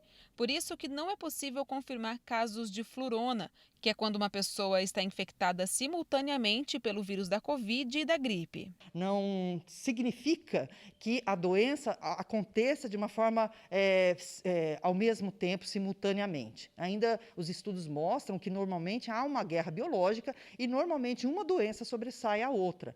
Então, eu acredito que não seja necessária essa preocupação, porque o próprio organismo ele reage e vai evoluir com a doença que tiver mais presente. O aumento repentino nos casos de síndrome gripal fez com que os testes da Covid-19 acabassem em muitas farmácias. De acordo com a Associação Brasileira de Redes de Farmácias e Drogarias, o número de testes triplicou nos últimos dias. Esse aumento expressivo tende a se normalizar nos próximos dias, né? As redes estão reabastecendo seus estoques, requisitando mais kits dos fornecedores, e isso tudo deve se normalizar muito em breve. Ao mesmo tempo, a gente identificou também um aumento nos casos positivos identificados nos testes da Covid-19. Nesta farmácia que fica na zona sul de São José, os testes acabaram há 15 dias. Desde o final do ano passado, que a procura aumentou mais de 40% aqui. E, gente, o telefone da farmácia não para de tocar. São pessoas atrás do teste da Covid, mas a resposta é sempre a mesma. Oi, bom dia. Teste? Não temos, bem. Está em falta, exatamente. Os comércios, com certeza, pararam de armazenar o estoque e agora com essa festa do final de ano aí, a procura aumentou demais e a gente não consegue mais conseguir comprar. Então a gente está sem o produto. A geladeira que antes armazenava os testes agora está vazia e sem previsão de quando novas unidades vão chegar. Não tem previsão de entrega e a gente está aqui, tentando toda hora, ligando, entrando no computador, fazendo pedido, mas não consegue. Além dos testes da Covid, os medicamentos antigripais de venda liberada também estão em falta. Essa prateleira da farmácia teve até que ser substituída por outros medicamentos. Aquela ponta de gôndola era toda cheia de antigripal, hoje a gente está com estoque mínimo, porque nem o antigripal, aquele de venda liberada, a gente está conseguindo comprar. E agora a gente vai falar então da Folia de Reis. A Folia de Reis abre a programação de 2022 no Parque Vicentina Aranha, em São José. O evento conta com exposição de presépios. E a repórter Gabriela Leite está ao vivo com mais informações. Gabi, tudo bem? Gabi, nos conte como será aí essa festa hoje. Está acompanhando a gente de casa. Show, Vinícius, agora sim. Boa tarde para você então, boa tarde para quem está acompanhando a gente de casa mais uma vez. Essa Folia de Reis vai acontecer hoje por volta das 6 horas da tarde. Se tudo der certo, se não chover e não vai acontecer aqui no parque, tá joia? A Valéria tem mais informações pra gente. Valéria, boa tarde. Essa Folia de Reis então é o encerramento do ciclo de Natal e início realmente da programação de 2022? Isso mesmo, boa tarde para todos, boa tarde, Vinícius. A Folia de Reis encerra o ciclo de Natal e abre, digamos assim, abençoa a programação de 2022. E acontece hoje, ela já é tradicional a sua realização aqui no parque, com esse grupo convidado, que é o Irmandade de Santos Reis, lá do Novo Horizonte, que vem realizar a folia para a gente aqui hoje no parque. E junto com a folia também vai ter a exposição dos presépios que participaram, né, do programa do concurso de presépios do ano passado, né? Exatamente, foi o primeiro concurso de presépios do parque, então os presépios que nós recebemos e também esse presépio que está aí atrás da gente, que foi produzido por funcionários aqui do parque, estarão expostos durante a Folia de Reis, porque a folia ela vai saudar, né, o presépio, o menino Jesus no presépio. Perfeito, Valéria. E Vinícius, olha que doido, tava chovendo aqui agora há pouco, olha só o solzão que saiu agora, né? A gente convidou também a Luísa, que faz parte desse grupo, que vai fazer a Folia de Reis, né? Luísa, eu quero que você conte pra gente primeiro a tradição da Folia de Reis do grupo de vocês. Boa tarde a todos, né, que estão assistindo nesse momento. Nós temos essa Folia de Reis, é uma tradição já que já veio dos nossos pais, nossos tios, tudo era reiseiro. A gente veio de Minas para cá. Aqui em São José já tem mais de 40 anos que a gente está aqui. A nossa folia tem 16 anos e a gente está aí agora, amanhã já é encerramento, né? Hoje a gente vai vir aqui prestigiar, cantar, falar do Menino Jesus, né? Do nascimento de Menino Jesus. E para nós não é só uma tradição, para nós é uma fé mesmo, né? Nós estamos aí andando pelas casas, levando a bandeira, né? Evangelizando o povo recolhe, mas agora com essa epidemia a gente canta lá fora nas casas. Geralmente quase todas as casas que a gente chega, o pessoal aceita a bandeira, pega a bandeira e a folia canta, né? Falando do nascimento do Menino Jesus. Para nós é muito importante. É um privilégio muito grande, porque essa epidemia que houve, a gente não pôde, né, sair com a bandeira, mas agora pôde. A gente só tem a agradecer a Menino Jesus, em todas as casas que a gente chega. Perfeito, dona Luísa, obrigada pelas suas informações, viu? Muito lindo, né, gente? Muito bacana falar de tradição. E olha, então a Folia de Reis, só reforçando, 6 horas da tarde, se tudo der certo, se não cair uma chuva e não vai cair, acontece aqui no parque, tá joia? Vinícius, é com você. Obrigado, Gabi. É muito bacana a gente falar desse momento em que a fé se mistura a um momento de alegria, porque geralmente a gente fala de fé naqueles momentos de precisão, né? De necessidade. É muito lindo quando a fé também está ali pautando um momento de festa, de gratidão. Hoje também é dia da gratidão, daqui a pouquinho a gente vai conversar com uma pastora sobre isso. Mas eu estou dizendo tudo isso porque, sabe essa música que a gente soltou aí, que foi eternizada na voz de Tim Maia? Olha aí, pode soltar. Mas é o dia da festa, Santo Rei. Ela nasceu exatamente, o autor, ele mora aqui em São Bento do Sapucaí. Ele teve uma discussão com o Tim Maia e acabou pulando em Taubaté, depois se mudou lá para Riba, lá para cima, lá na montanha. Mas ele me contou, um dia eu o entrevistei, que ele estava na praia tocando e contando o que ele estava vendo, que era essa festa, dessa bandeira que vai, que chega, né? Dos reizeiros, que fazem uma festa mesmo em homenagem ao nascimento do menino Jesus. Muito bacana, né, pessoal? Mas a gente também fala de outras coisas não tão bacanas aqui no nosso jornal. A procura por unidades de saúde aumentou também em outras capitais nos primeiros dias do ano. Em Florianópolis, só nas últimas 24 horas foram mais de 2.000 atendimentos de pacientes com sintomas de gripe e Covid. Filas e horas de espera para fazer o teste para a Covid-19. Espera também para atendimento médico nas UPAs e centros de saúde de São José, município vizinho à capital. Esta mulher veio aqui depois de apresentar sintomas. Desde domingo que eu estou me sentindo cansada, dor de cabeça, a garganta está trancando. A média de casos de Covid voltou a subir, com 210 novos por dia. No início de dezembro, eram 46. Aqui no centro da capital, onde funcionava um posto de vacinação, agora as pessoas formam esta longa fila em busca do teste para a Covid. A prefeitura também pretende disponibilizar um caminhão e uma van para fazer estes testes de forma itinerante, já que nesta época, Florianópolis recebe muitos turistas. Esta família de São Paulo, em férias, veio fazer o teste depois que uma das filhas sentiu dores no corpo. Vamos fazer um teste aqui para a gente ver se realmente estamos também ou não. Belo Horizonte é outra capital que enfrenta aumento de casos. A ocupação de leitos de enfermaria para tratamento da Covid-19 na rede SUS entrou em alerta vermelho. Segundo dados da prefeitura, chegou a 75%. Já a ocupação de UTIs está em 64%. Nesta UPA, em Santa Luzia, região metropolitana de BH, mães que esperavam por atendimento para as crianças com sintomas respiratórios reclamavam da demora. Vou ver quanto tempo que eu vou esperar aqui, porque da outra vez eu esperei 4 horas. Foi nesta unidade que pacientes filmaram na noite desta terça-feira, quando uma médica deixou um menino do lado de fora do consultório, enquanto atendia o irmão dele, acompanhado pela mãe. A mãe tem 2 filhos e a médica não quer atender os 2 ao mesmo tempo. Aí obriga a mãe a deixar uma criança pro lado de fora no corredor sozinha.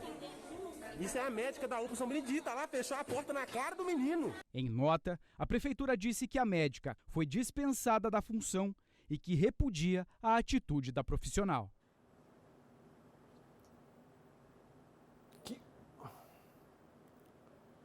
Tem hora que o silêncio é melhor, né? Eu estou olhando ali para o lado que fica ali o meu aquário dos diretores. Pessoal, pelo segundo dia, o mundo registrou recorde de casos diários de Covid. Foram mais de 2,5 milhões de infecções em 24 horas. Número puxado novamente pelos Estados Unidos. Por todo o país, a repetição de imagens, filas e muita espera para conseguir os testes de Covid. O número de internações também subiu. Segundo o Centro de Controle e Prevenção de Doenças americano, 95% delas foram provocadas pela variante Ômicron do coronavírus. Aqui na Casa Branca, o número de jornalistas foi novamente reduzido durante as coletivas de imprensa. O uso da máscara continua obrigatório no ambiente interno. Segundo o último balanço divulgado, os Estados Unidos registraram nas últimas 24 horas quase 900 mil casos de Covid-19. Número que fez o índice global de contaminações subir e atingir um novo recorde. Em um só dia, foram mais de 2.500.000 novos infectados no mundo. Nesta quarta-feira, vários países europeus tiveram o dia com o maior número de contaminados desde o começo da pandemia. São os casos da França, Portugal, Itália, Holanda e Suécia. Também foi o dia com mais infecções em Israel, o país que aposta na 4ª dose da vacina para barrar o avanço da Ômicron. Mesmo com a explosão de casos, o índice de mortes pela Covid no mundo continua em queda, algo que os cientistas atribuem à vacinação. Apesar dos resultados e benefícios comprovados cientificamente, ainda há quem rejeite os imunizantes. O tenista Novak Djokovic, por exemplo, se recusa a falar se recebeu ou não a dose da vacina contra a Covid-19. Com isso, o sérvio tem poucas chances de disputar o Aberto da Austrália, país que exige o comprovante de vacinação para a entrada de estrangeiros. O tenista chegou a conseguir uma liberação médica dos organizadores do evento, mas nesta quarta-feira acabou barrado no aeroporto de Melbourne. Após uma negociação que durou horas e envolveu até mesmo o presidente da Sérvia, as autoridades australianas decidiram cancelar o visto e deportar o número 1 do mundo. Ele é número 1 das quadras, mas está fazendo uma besteira sem tamanho, ainda mais por ser um homem de tanta influência. É um desserviço que ele está prestando. Sabe por que eu acho isso? Volta a mesma matéria, por favor, ali na parte da arte. Abre aqui para mim, por favor. Na parte da arte. Solta aí para mim, por favor. Também foi o dia com Olha lá. mais infecções em Israel, o país que aposta na 4ª dose da vacina para barrar o avanço da Ômicron.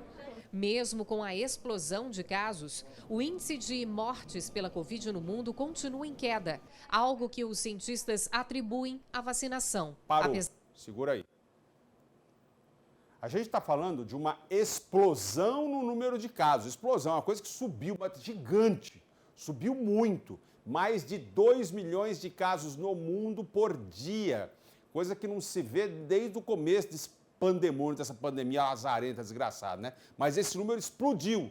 Mesmo assim, o número de mortes não tem acompanhado, segundo os cientistas, graças principalmente à vacinação. Aí vem o número 1 do mundo de tênis, merecia uma raquetada no popô, isso sim, para aprender alguma coisa, e vai lá, não quero me vacinar.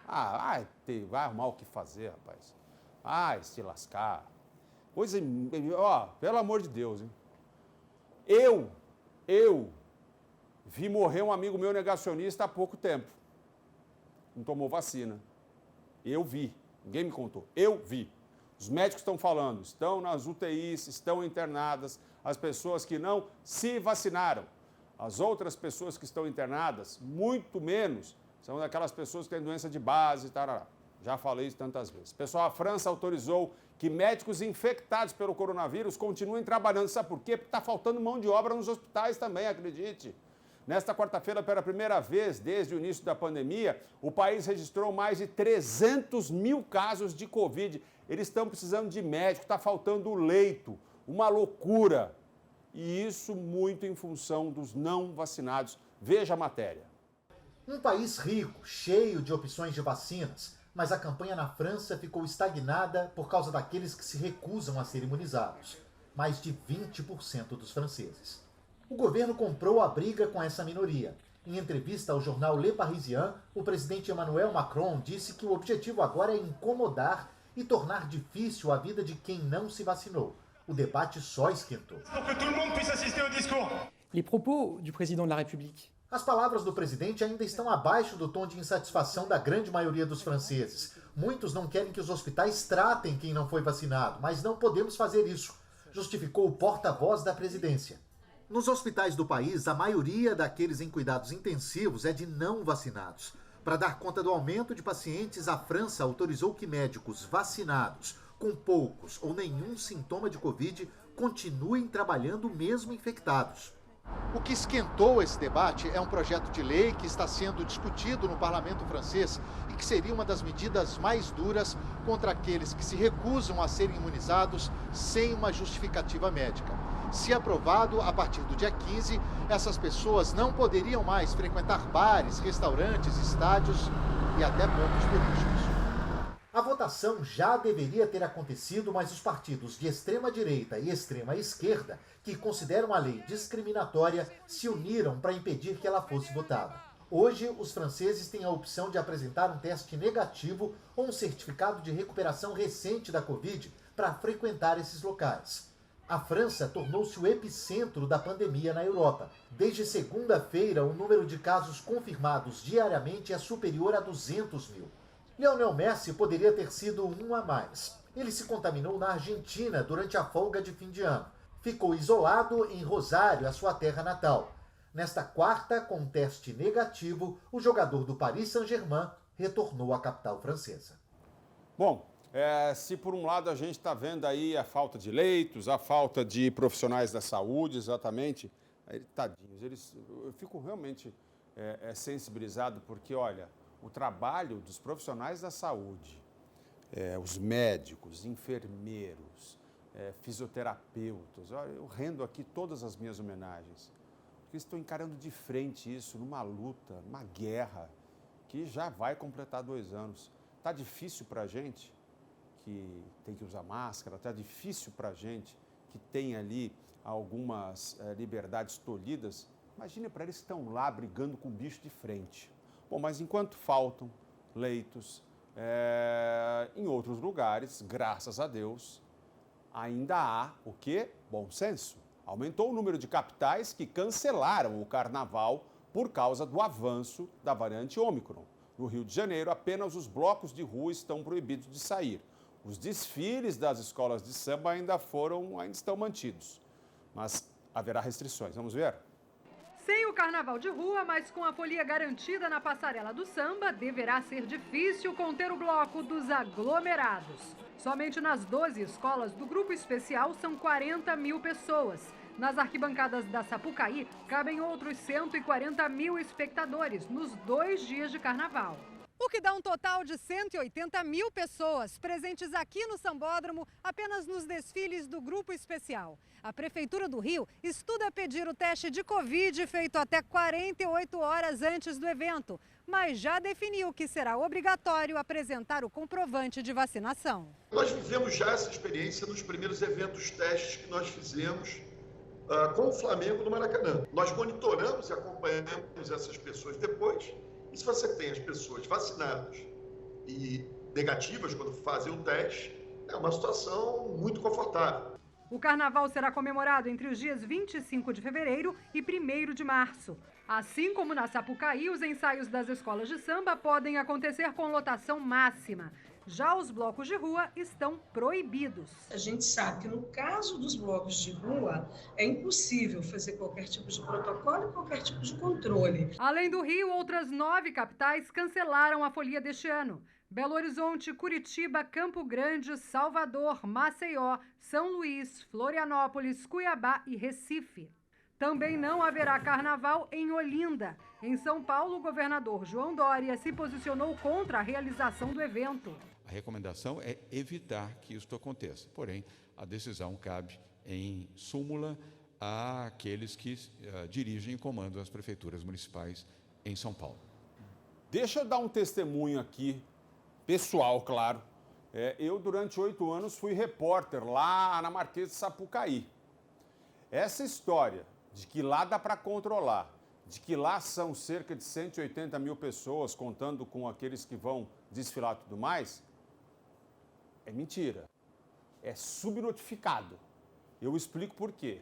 Até chegar lá, meu irmão, até você chegar lá na Marquês de Sapucaí, você passa por um mar de gente, pessoas que ficam ali no entorno, com festas que acontecem ali e com mais, muitos vendedores ambulantes, barraquinha, e aquilo ali fica um evento lá de fora, olha, quase tão grande quanto aquele que está lá dentro. Claro que não em qualidade de espetáculo, mas de quantidade de gente eu posso garantir a vocês. E aí, isso é conversa para boi dormir. Eu quero ver quem é que vai para os cariocas cheios de disposição, como dizem, que são maravilhosos, aliás, diga-se de passagem, mas são cheios de disposição. Quem é que vai, como eles dizem lá, segurar o bagulho que é louco? Não vão segurar, não vão segurar. E lá dentro dos camarotes também, eu passei por muito camarote na Sapucaí. Que história é essa? Vai ser um pega-pega, Quer fazer? Quer fazer? É opção. Pode fazer. Mas não vem com essa história de que não, vai ser controlado. Controlado o quê? Carnaval? Só pode ser brincadeira. Só pode ser brincadeira. Bobo a gente não é também, né? Você quer fazer, tudo mais, faz. Agora também chamar a gente de besta, de bobo na nossa cara, não dá. Porque tem uma coisa que a gente não é bobo. Não, eu vou fazer, vou assumir o risco, né? Como as pessoas fizeram no final de ano aí. Vai ter confraternização? Sim. Nós vamos, tá bom, assume o risco. Mas vocês aí, autoridades, vocês também vão oferecer leitos e hospitais para as pessoas? Porque a gente está vendo aí que está tendo explosão de casos e também aumento na ocupação de leitos. Vão? Então, beleza. Boa tarde, Vinícius. Boa tarde, Hora do Vale. Marquinho de Taubaté. Abraço, Marquinho. Oi, Vinícius. Boa tarde. Eu sou a Valquíria de Guaratinguetá. Assisto você todos os dias. Manda um beijo para a minha mãe Irani e a minha filha Valesca. Todo mundo beijada em Guaratinguetá. Muito obrigado. Olá, Vinícius. Boa tarde. Mande, por favor, um beijo para a minha família. Eu sou de Taubaté. Meu nome é Jane. Alô, Jane. E a família da Jane, um beijão para vocês que estão nos assistindo. Boa tarde, Vinícius. Sou o Dimas, de São José dos Campos. Quero parabenizar a programação, sempre com fatos novos e diversos. Muito obrigado. Mande um alô para a minha esposa, que está pela primeira vez te assistindo. Ela é a Rosa. Alô, dona Rosa, esposa do seu Dimas. Um beijo para vocês. Muito obrigado. Rosa Inês. Oi, Vinícius, eu sou a Maria de Lorena. Também tenho muito medo de altura e lugares fechados. Beijos de ótima tarde. Eu também tenho medo. Não, claustrofobia, né? Que medo de lugar fechado não tenho, não. Mas de altura eu tenho medo. Eu também morro de medo de altura, não subo nem em cadeira. Essa Samanta de Taubaté. Oi, Samanta, tudo bem? É verdade. Também não chega tanto. Boa tarde, eu sou a Andréia Monteiro de Caçapava, contadora. Parabéns ao Vinícius, ao SBT. Na minha opinião, A Hora do Vale se mostrou um programa jornalístico agradável de assistir, com informações objetivas e essenciais, uma nova opção. É uma satisfação para nós do Vale do Paraíba termos acesso a um noticiário limpo. Parabéns, muito obrigado. Um beijo enorme para você, adorei as palavras. Sou Alice, moro em Tremembé. Se cuidem, quero ir para a escola. Um abraço para todos aí de estúdio, obrigado. Oi, boa tarde, Vinícius, parabéns pelo programa, assisto todos os dias, você está arrasando, sou sua fã, muito obrigado. Manda beijos para mim, Sônia Oliveira, Aparecida. Alô, Sônia Oliveira de Aparecida, um beijo para você, boa tarde, Vinícius. Eu me chamo Evelyn, não perco o seu programa nenhum dia. Manda beijo para mim e para o meu filho Luander. Eu sou aqui de San José de los Campesitos. Beijos para todos. Célia Brito. Boa tarde, eu sou a Célia do São Leopoldo, adoro o seu programa. Manda beijo para minha filha Isabela. Alô, Isabela, beijão para você. Oi, Vinícius, boa tarde. Estou aqui assistindo A Hora do Vale, curtindo as férias com as minhas filhas Mariane e Milena. Um beijo para você. Maralize, um beijo, Maralize. A gente fica tentando acertar aqui o nome das pessoas. Aniversário da minha neta, Vinícius, Elizabeth Bononi, um beijo para a neta da Elizabeth. Beijo para todos vocês. Pessoal, tem gente que me escreve aqui no meu Instagram, como eu peço, mas graças a Deus a nossa audiência é muito boa e muitas pessoas me escrevem. E aí algumas brigam comigo depois, Vinícius, você não lê minha mensagem. A pessoa me perdoa. É que eu vou lendo as que vão chegando, mas algumas ficam para trás. Mas pode continuar me escrevendo, de toda forma eu respondo aqui, tá bom? Um beijo para vocês. Por enquanto a gente fica por aqui na Hora do Vale. Já já eu tô de volta. Agora 1h33. Já já eu volto. Fica por aí. Estamos de volta aqui na Hora do Vale, agora 13h37. Pessoal, como eu falei para vocês no começo do programa hoje, dia 6 de janeiro é o dia da gratidão, isso mesmo. E para a gente falar mais sobre gratidão, falar mais sobre essa prática que é muito, muito benéfica, a gente vai receber uma pessoa muito especial que vai conversar com a gente. E olha só, eu também falei no começo ali do programa, para você que chegou agora, que já existem estudos que comprovam exatamente os benefícios para a saúde física da prática da gratidão. O contrário da gratidão, né? O pessimismo, aquela irritabilidade, aquela insatisfação constante, tudo isso faz aumentar o quê? O hormônio do cortisol, o cortisol, né? Chamado hormônio do estresse. Aí dorme mal, Mas ao contrário, se você sorrir para a vida, inclusive sorrir até diminui dor, sabia? Se você sorrir para a vida, se você for grato, tudo vai caminhar muito melhor. E como eu disse, essa pessoa que falar conosco é a pastora Bruna Stefan Flores. Pastora, por favor, como vai você? Olá, tudo bem? Tudo Prazer bem? recebê-la. É todo meu. Ainda estamos, por conta dessa Omicron desgraçada, ainda estamos de máscara, mas olha, é um prazer tê-la aqui para a gente falar exatamente com uma líder religiosa como a senhora sobre a gratidão. E a gratidão, ela realmente é o contrário a esse hábito de só reclamar? Olha, antes de mais nada, eu quero agradecer a oportunidade. Estou muito feliz de estar aqui com vocês neste momento. Gratidão nesse toda dia. nossa. Gratidão, hashtag gratidão hoje já. Estou muito feliz de estar aqui neste dia e, sem dúvida alguma, a gratidão, ela é um hábito, é um tremendo hábito. Na vida, tudo é um hábito, eu acredito muito nisso. E da maneira que você enxerga as suas coisas. A Bíblia mesmo já diz, da maneira que você olha as coisas, se os seus olhos forem bons, todo o seu corpo será luz. Então, se você enxerga as coisas de maneira boa, você já sente uma gratidão e já vai mudar a sua vida. É exatamente isso que você falou, aquela pessoa que está sempre estressada, está sempre nervosa, sempre para baixo, ela não sente gratidão. E gratidão nos mínimos detalhes, eu acredito muito nisso, não somente nas grandes coisas.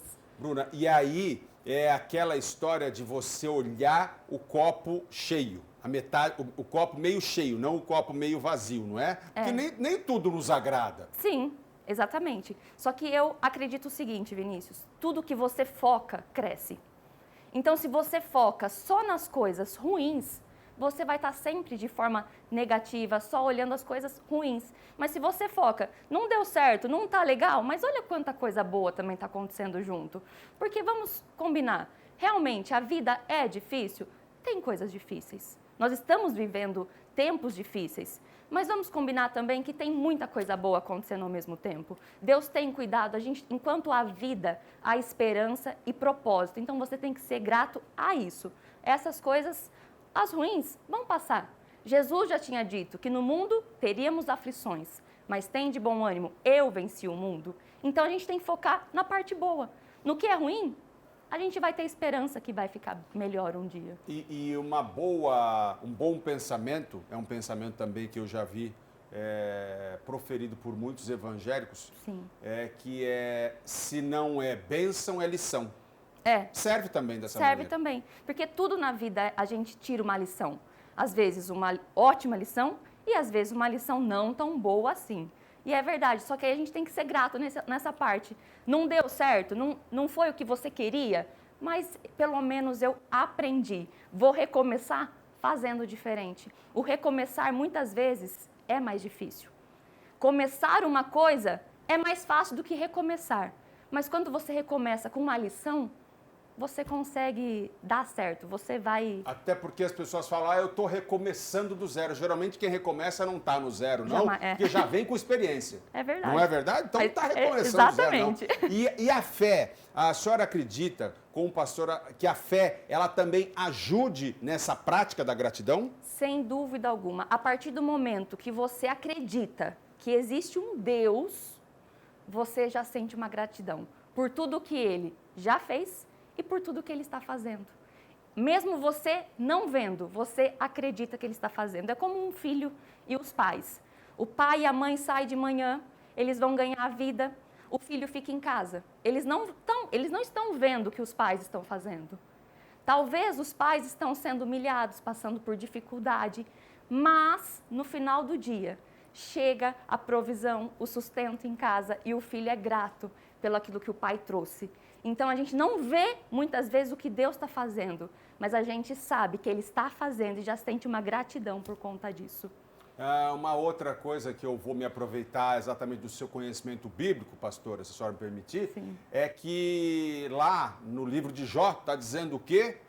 A tudo dai graça. Exatamente. Não é? E Jó passou. Sabe por que a gente fala da história de paciência de Jó? Porque Jó teve uma paciência, mas acima de tudo uma fé, não é? Exatamente. Perdeu tudo. Mas teve a paciência, teve gratidão no momento ruim. Eu falo que a realidade do momento não é o nosso destino final. As promessas de Deus serão sempre maiores do que a realidade do momento. Então, aguenta firme esse processo, porque no final, o Senhor vai te dar a vitória que você precisa. Seja grato nos mínimos detalhes. Às vezes não é o que você queria, mas você tem um coração esperançoso, uma fé que Deus vai fazer o melhor para a sua vida. Pastora Bruna, e essa fé misturada, ou ela incentivando, fortalecendo a prática da gratidão, a senhora pode testemunhar algum crescimento, alguma história que a senhora tenha visto ali na igreja, Sim. enfim? Vou falar comigo mesmo. Uma coisa que aconteceu no final do ano de 2020 para 2021. O meu avô, que era pastor também aqui em São José dos Campos, pastor Onésimo, ele ficou adoentado por conta do Covid. Meu pai também, por conta do Covid. Os dois foram entubados no mesmo dia.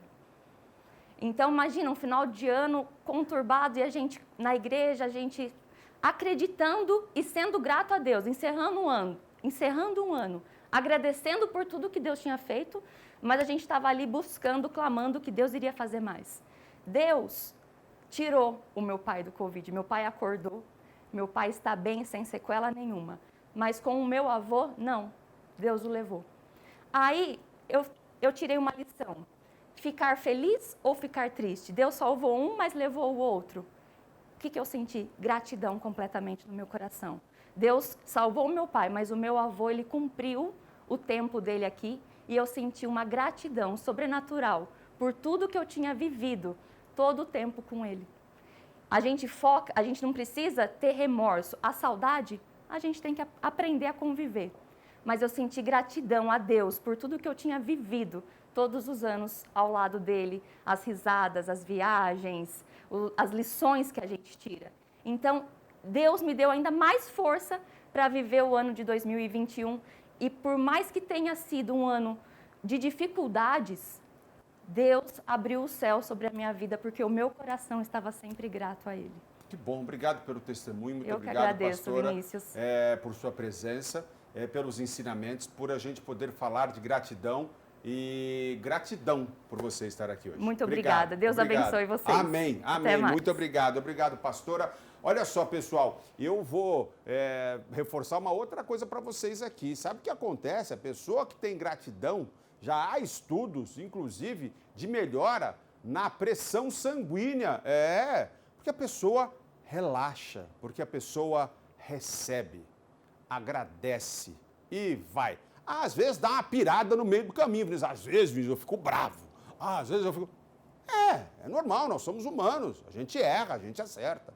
Mas tenha em mente, como um hábito mesmo, mais agradecer do reclamar. E eu estou falando isso para vocês e pode crer, quem me conhece sabe que eu também estou falando para mim, porque eu preciso melhorar e a gente vai melhorar.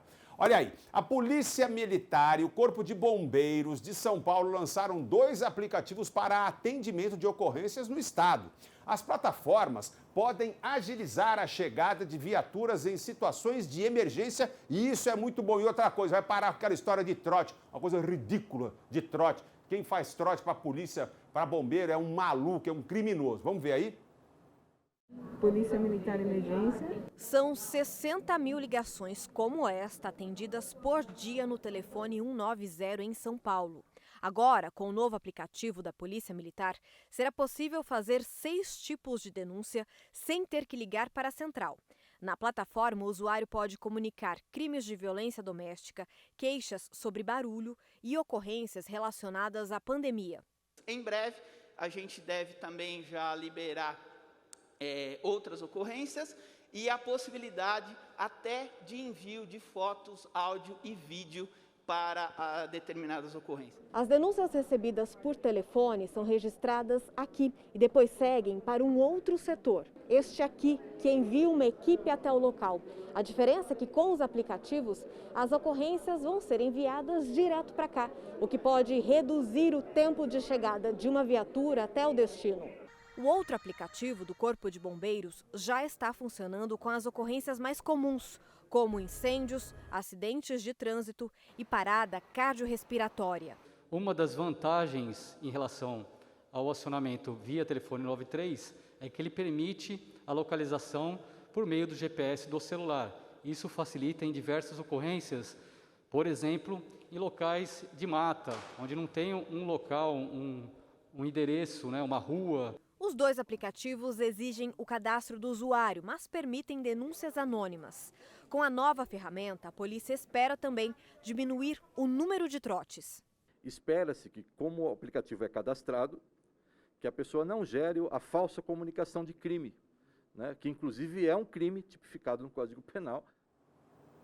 É isso mesmo, crime, são criminosos aqueles que passam trote para bombeiros e para a polícia. Olha aí, o aplicativo 190SP da Polícia Militar ficará disponível para download nos próximos dias, então você fique atento aí, porque como disse também ali o profissional, com o aplicativo em mãos, é muito mais simples ali da localização, porque eventualmente as pessoas se perdem em matas, se perdem em lugares em que não há referência. E aí, se está no aplicativo, está no telefone, pelo GPS do telefone, as pessoas poderão ser socorridas e salvas, é o que a gente sempre deseja. Câmeras de segurança registraram um momento em que a funcionária de uma loja de um time de futebol desmaiou ao ver uma arma apontada para ela na Baixada Fluminense. A história é um pouco maior do que isso que eu acabei de ler e as imagens também são bem impressionantes da frieza, da canalice, da covardia, da crueldade, da cretinice desse bandido, mas no final vai dar tudo certo, dá uma olhadinha. O ladrão dispara e a funcionária do caixa cai no chão. De outra câmera é possível ver que uma cliente sai correndo. O assaltante aponta a arma para outros funcionários, que se escondem no estoque da loja. O bandido recolhe produtos e vai embora caminhando tranquilamente, deixando para trás a moça caída no chão. Tudo aconteceu nesta loja de produtos esportivos em Belford Roxo, na Baixada Fluminense. Apesar do susto, a funcionária da loja não se feriu, ela apenas desmaiou. É que na hora do assalto, a arma falhou. Mesmo tendo escapado ilesa, a vítima não quis gravar entrevista porque está com medo. O criminoso tem 21 anos e foi preso em Nova Iguaçu, também na Baixada. Na casa do assaltante, a polícia apreendeu um material roubado e uma pistola 9mm, que vai passar por perícia para saber se foi usada no crime. Uma funcionária da loja foi ouvida na delegacia nesta quarta-feira. Ela falou sobre a suspeita de o assaltante ter usado uma airsoft, equipamento de tiro esportivo que usa munição de baixa potência. E a gente fez o que tem que fazer mesmo, independente se fosse de brinquedo, que a gente não tinha como saber, é não reagir. Então, não reajam.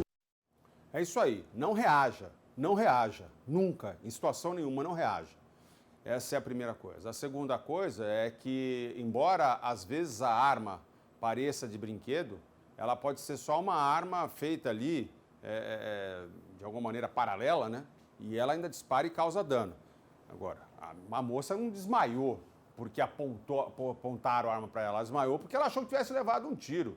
Sabe lá Deus qual é a sensação de ter uma arma apontada para você e o cara atirar? Por isso que eu falei da canalice, da crueldade, da cretinice, da irresponsabilidade, olha, a bandidagem sem tamanho. Vagabundo. 21 anos, vagabundo, ridículo, cretino, criminoso, 21 anos, andando, foi lá, pá, na outra, aponta para todo mundo, vai para lá, trabalhar, vagabundo, desgraçado, eu não suporto isso, viu? E a gente está falando dessa criminalidade, esse ato criminoso aí, mas olha só, tem também uma outra preocupação que a gente tem que ter com o pessoal que está se especializando em fazer assaltos se utilizando de aplicativos, do Pix, né? São duas quadrilhas especializadas em sequestros para saques e transferências via Pix que foram presas em São Paulo. Em um dos casos, uma senhora de 62 anos foi mantida refém em um cativeiro. Mais uma vez, crueldade dessa bandidagem, covardia. São os covardes, idiotas, ladrões, criminosos. Vocês vão ver, é uma gurizada, molecada, porque eu sou bem mais velho que eles, posso falar. São novos aí, cabelinho pintado. Vejam aí, esses bandidos. Foi nesse cômodo sujo, deitada num colchão, amarrada e amordaçada, que a vítima passou 10 horas à espera de socorro, enquanto a quadrilha usava os cartões e o aplicativo do banco no celular dela. Apavorada, totalmente em choque. Tinha 2 indivíduos, mais a mulher, que escolhiam as vítimas, selecionavam as vítimas, colocavam dentro do carro e levavam para o cativeiro. A polícia chegou ao cativeiro no início da manhã e encontrou documentos de 2 criminosos. A primeira pessoa a ser presa foi Franciele Cristina Firmino, que, segundo a polícia, participou diretamente da abordagem à vítima. Ela informou onde estava o marido, o dono do outro RG.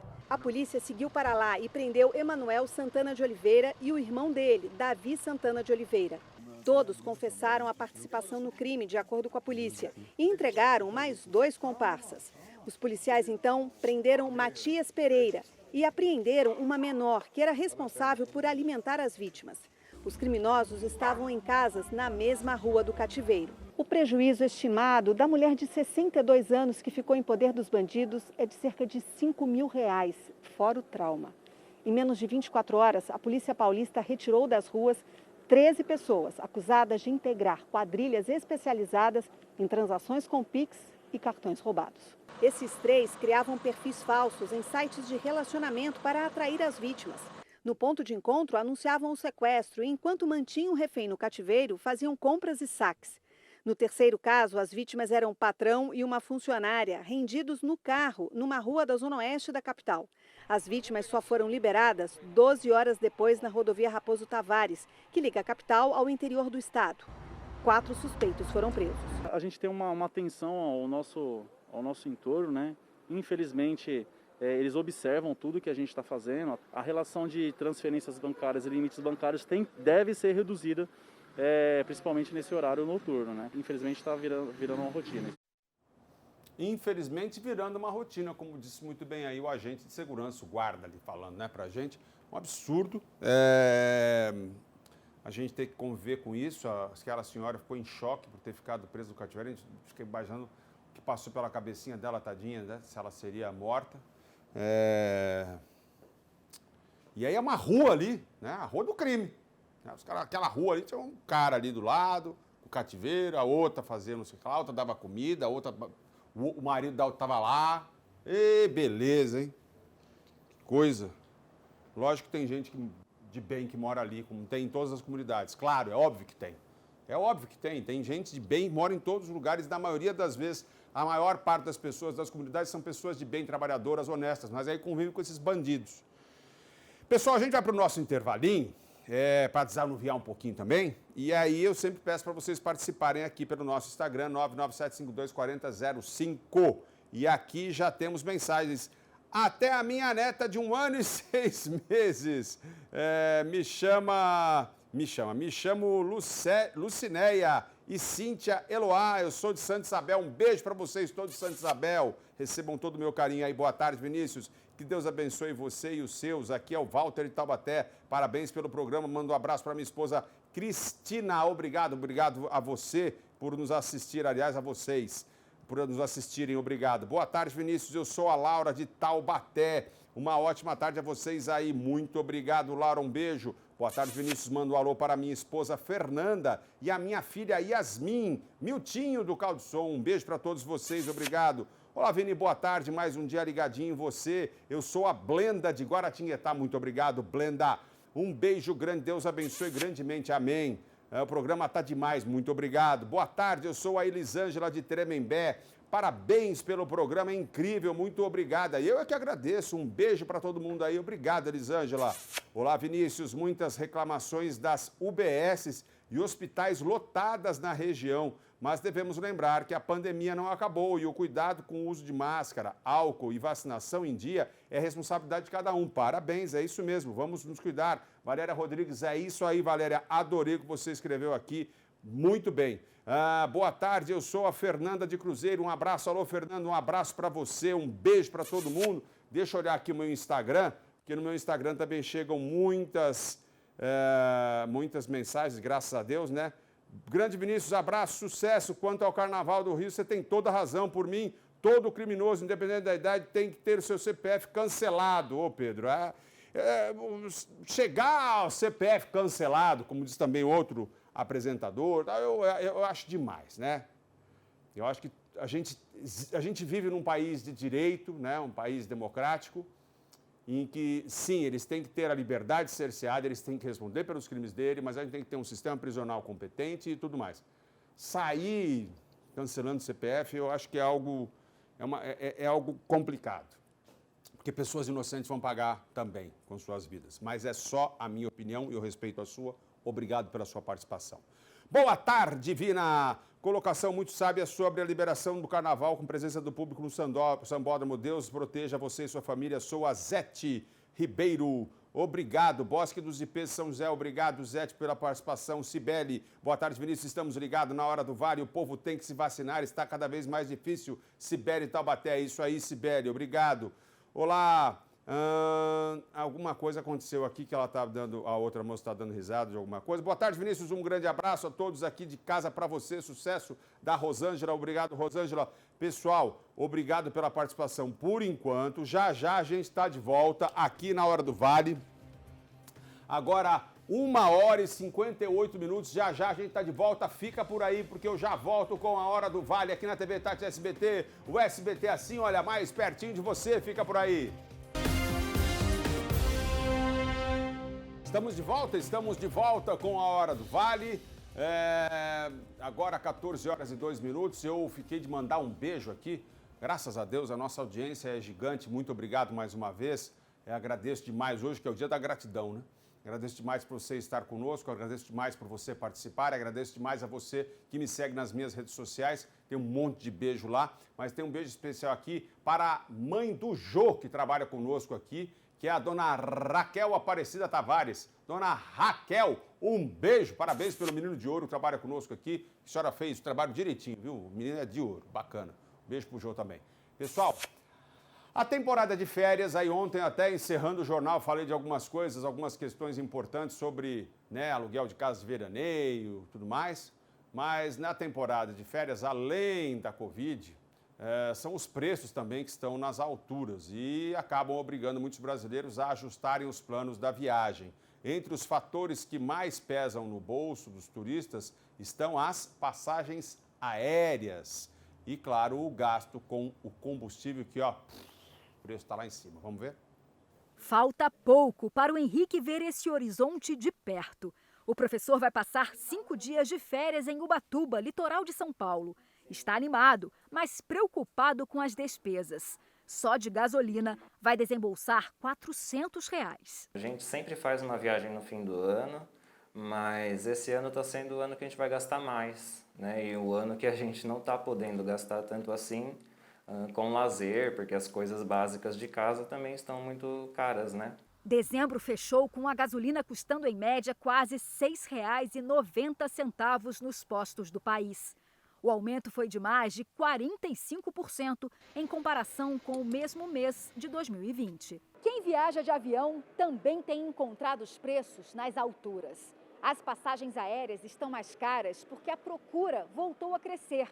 Mas o principal motivo é o combustível, que tem impulsionado como nunca a inflação aqui no Brasil. É o que explica este professor de economia do Instituto de Ensino e Pesquisa. Uma conjunção de fatores.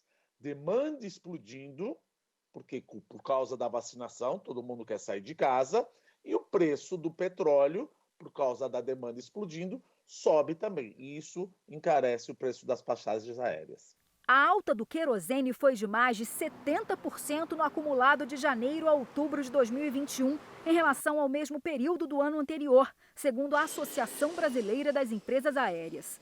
Everton, que viajou para Salvador, pagou quase o dobro do que gastou no ano passado. Muito ruim, né? Porque a gente trabalha para gastar para ir e ficar sem nada praticamente. Outros só estão embarcando porque o dinheiro não sai do bolso deles. Eu estou viajando a trabalho. Se não dá para viajar, não. Tá muito caro. Tá caro mesmo. Tá bem caro, bem caro. A minha direção pediu aqui que eu lesse uma nota, é isso, direção? Para eu ler uma nota aqui. Tá. A nota é do Felipe Augusto, prefeito de São Sebastião. Amigos, bom dia. A fim de mantermos a transparência em nosso diálogo, venho aqui informar que iremos publicar um decreto ainda hoje colocando a Prefeitura de São Sebastião em estado de home office, em razão de ter sido detectado uma grande parcela de nossos funcionários testando positivo para a Covid-19. Apenas hoje, mais 23 profissionais da saúde já se afastaram, somando com os 22 de ontem, temos 45 apenas da saúde apresentando problemas relacionados à síndrome respiratória. Nos próximos 15 dias, apenas os serviços essenciais permanecem de forma presencial, como a limpeza urbana, fiscalização, segurança e saúde. Em breve, divulgamos todos os detalhes, ou divulgaremos, imagino, tá? Em breve divulgaremos todos os detalhes em todos os canais oficiais da Prefeitura. Cuidem-se, usem máscara e mantenham os protocolos sanitários. Essa é a nota oficial, então, aqui do prefeito. Ele colocou nas redes sociais dele, nós também entramos em contato, pedimos permissão para fazer aqui a leitura. Assim fizemos, exatamente porque, como a gente falou hoje, o programa praticamente inteiro, né, explosão no número de casos de Covid. Graças à vacinação, segundo os cientistas, não está havendo o mesmo crescimento no número de óbitos. E também há um crescimento no número de hospitalizados, aqueles que estão ocupando leitos, principalmente na Europa, em função dos não vacinados. Por aqui, inclusive o secretário de Saúde de Taubaté nos enviou um vídeo, uma sonora que nós mostramos, em que ele disse que, embora tenha havido aumento de casos, esses casos são ambulatoriais. Aqueles que passam são medicados, são tratados, são cuidados, são orientados e voltam para suas casas. A ocupação também se deve aos não vacinados. eu não falo isso para colocar em oposição quem está vacinado, não vacinado, polarização, eu não estou nem aí para a política, não estou nem aí. O que a gente está falando, pessoal, aqui é em favor de vocês, é em favor da vida, é em favor daqueles que não se vacinaram. Vá se vacinar. A coisa está feia. A Omicron, ela transmite muito mais facilmente. E sim, as pessoas não vacinadas estão sendo internadas e há também casos de óbito entre as pessoas não vacinadas. Importante a gente falar isso. Na volta das férias, os grandes clubes do futebol brasileiro estão enfrentando o mesmo adversário, a Covid-19, olha aí. Só no Palmeiras e no Vasco, 11 jogadores foram diagnosticados com a doença e afastados logo depois da reapresentação. Veja, nenhum deles a gente noticia, graças a Deus, caso de agravamento. Ah, porque eles são atletas? Também porque são atletas, mas porque estão vacinados. Acredite nisso. Solta o TVT. Era para ser uma semana de retomada, mas a Covid-19 desfalcou os clubes pelo Brasil. O Palmeiras se reapresentou nesta quarta-feira e confirmou 5 casos. O goleiro Everton, o volante Patrick de Paula, o meia Gustavo Scarpa e os atacantes Rafael Navarro e Breno Lopes. O bicampeão da Libertadores disputa o Mundial de Clubes em fevereiro e estreia no Campeonato Paulista no próximo dia 26. Nesta mesma data também começam os campeonatos Carioca e Mineiro. No Cruzeiro, o lateral Rafael Santos foi diagnosticado com Covid e afastado das atividades. No Botafogo, o lateral Rafael e 3 funcionários contraíram a doença. No Vasco da Gama, a baixa foi ainda maior. 6 jogadores testaram positivo. Segundo a assessoria do clube, os contaminados seguem isolados. A expectativa é que eles já possam retornar às atividades na semana que vem.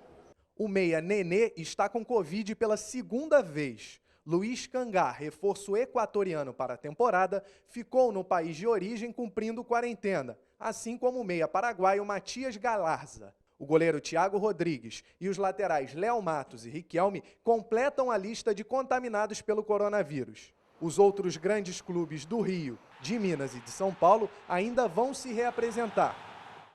Olha aí, na Copa São Paulo de Futebol Júnior, o Palmeiras estreou com goleada, 6-1 sobre o Açu, do Rio Grande do Norte. Fluminense, Internacional e Corinthians também começaram a competição com vitórias. Vamos ver. Em São José dos Campos, a torcida corintiana lotou a arquibancada e houve confusão. A polícia usou gás de pimenta para conter a multidão e o jogo foi interrompido por 10 minutos. Quando a bola rolou, Kevin acertou um belo chute e abriu o placar contra o Resende. O time do Rio de Janeiro empatou na cobrança de pênalti. No finzinho do jogo, Matheus Araújo garantiu a vitória do Corinthians por 2-1. Em Mogi das Cruzes, o Inter de Porto Alegre, atual campeão da Copinha, bateu o São Raimundo com gols de Lucas e Estevão, 2-0. Já o Fluminense derrotou o Jacuipense da Bahia em Matão. Depois do bate-rebate na área, Davi marcou de cabeça. Final, 1-0 para o tricolor carioca. É isso aí, essas são as notícias do futebol, mas a gente tem uma outra notícia do ex-governador do Márcio França, não é? Tá envolvido, ele foi envolvido ali numa investigação. E eu acho importante, porque a Polícia Civil cumpriu uma série de mandados de busca e apreensão em endereços ligados ao ex-governador de São Paulo, Márcio França, do PSB. A operação apura um desvio na área da saúde no valor de R$500 bilhão. As pessoas envolvidas, as pessoas que comprovadamente fizeram um desvio como esse num país, na situação que a gente está, é brincadeira, né? Vamos ver? Policiais civis fizeram buscas na casa do ex-governador de São Paulo, Márcio França, do PSB, na Ilha Porchá, em São Vicente, Baixada Santista. O irmão do ex-governador, o médico Cláudio França, também é investigado e teve o restaurante vasculhado por agentes. No total, foram cumpridos 34 mandados de busca e apreensão. Foi um desdobramento da Operação Raio X, iniciada em 2020 em Araçatuba, no interior do estado.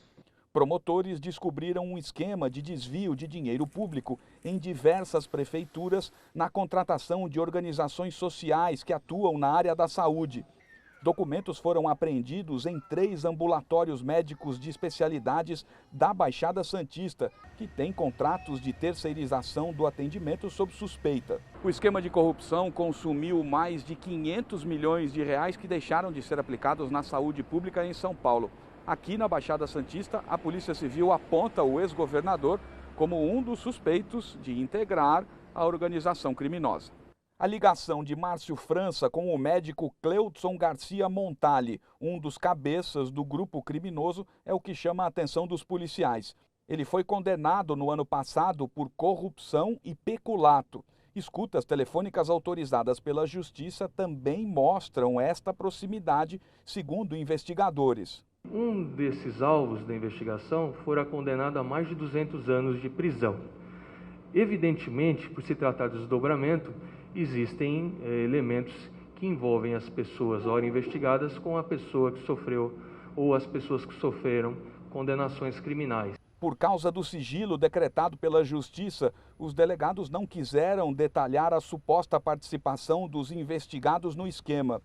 Pré-candidato ao governo do estado nas eleições deste ano, Márcio França se defende, apontando o eventual uso político da operação. Essa não é uma operação policial e nem judicial. Contra mim, ela é apenas uma operação política. Eu estou há 40 anos na vida pública, estou acostumado com injustiça. O Brasil está cansado de injustiça. Não adianta tentar forjar outras coisas, porque a mentira tem perna curta. O secretário executivo da Segurança Pública de São Paulo rebateu as acusações e disse que a operação investiga crimes e criminosos. Nada contra pessoas, é contra uma fraude, um crime que está acontecendo, como age a Polícia Civil de São Paulo.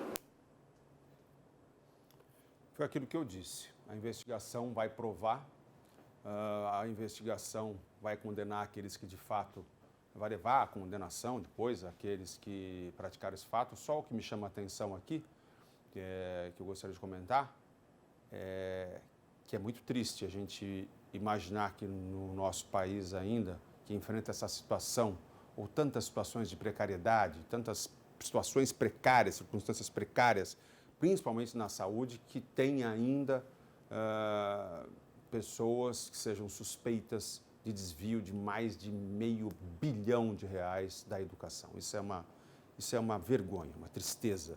A vida dá muitas voltas, muitas voltas. A vida é complicada, mas eu tenho certeza que aqui se faz, aqui se paga. Tenho certeza disso, certeza. E a gente tem que tentar sempre fazer o bem, não que a gente não erre. Todo mundo erra, mas fazer uma coisa dessa é uma crueldade sem tamanho. Pessoal, chegamos ao fim da Hora do Vale. Eu agradeço a vocês demais pela audiência. Muito, muito obrigado. Fiquem com Deus. Até amanhã. E Ele há de querer. Um beijo, obrigado. Vamos ser gratos.